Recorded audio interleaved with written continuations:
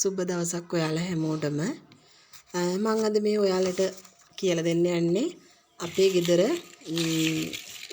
හදාගන්න පුළුවන්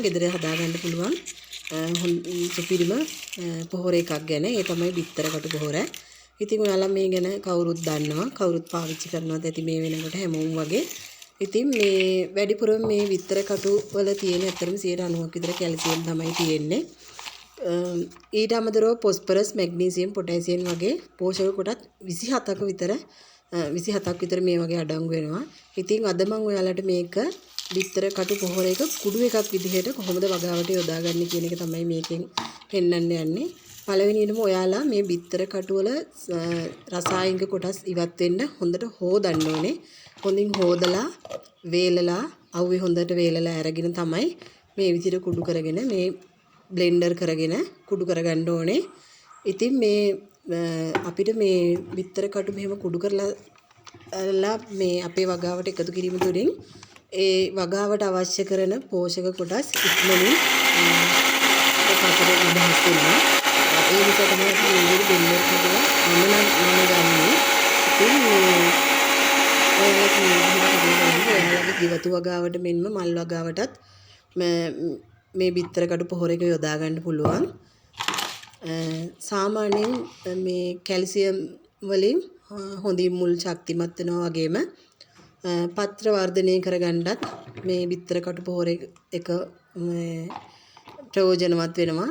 ඒ වගේම තමයි ওই ගොළු බෙලි කරදරේ මට්ටුයි. ඇත්තටම මේ බිත්තර පොහොර එක අපේ ඒ පැලේ වටේට දාපුවම කුමි සතුන්ගෙන් වෙන ඒ හානියත් අවම කරගන්න පුළුවන්. ඉතින් ඔයාලත් මේ විදිහට කරලා බලන්න. මේක ක්‍රම දෙක තුනකටම හදාගන්න පුළුවන් දියර පොහොරක් විදිහට. අද මම මේ කුඩු කරලා අපේ වගාවට යොදා ගන්න විදිහ ගැන තමයි ඔයාලට කියලා දෙන්න ලෑස්ති. ඉතින් මේ විදිහට කුඩු කරගත්ත බිත්තර කටු අපි ගෙවතු වගා කරන ඕනෑම එකකට යොදා ගන්න පුළුවන්.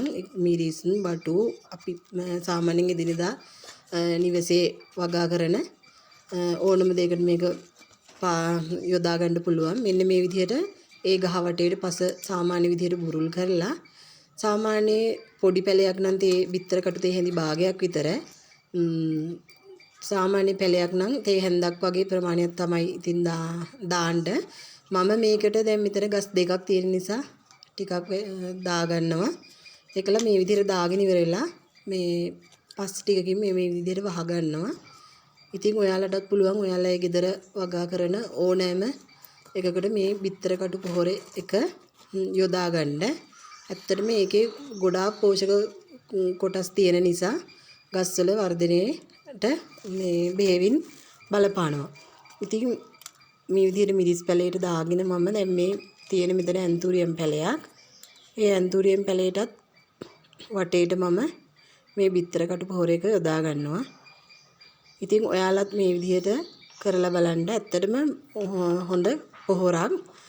මේක මිල කළ නොහැකි හොඳ වටින පොහොරක්. ඉතින් ඔයාලත් මේ විදිහට පොහොර එක හදාගෙන ඔයාලගේ වගාවන් වලට එකතු කරගන්න. වීඩියෝ එක හොඳයි නම් ලයික් එකක් කමෙන්ට් එකක් දාගෙන යමු.